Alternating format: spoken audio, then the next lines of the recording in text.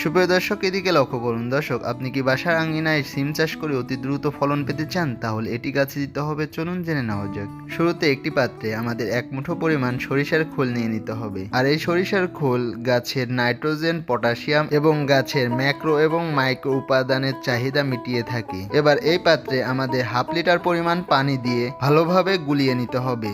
এভাবে গুলানো হয়ে গেলে এর মধ্যে আমাদের একটি লেবুর 2 থেকে 3 টুকরা পরিমাণ এর মধ্যে চিপিয়ে দিতে হবে।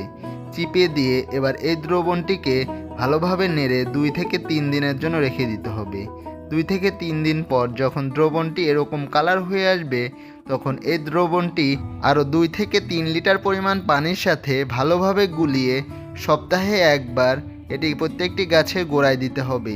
এতে করে কি হবে, গাছ দ্রুত বৃদ্ধি পাবে, তেমনি গাছে প্রচুর পরিমাণে ফুল আসতে শুরু করবে এবং গাছ থেকে প্রচুর ফলন পাওয়া যাবে।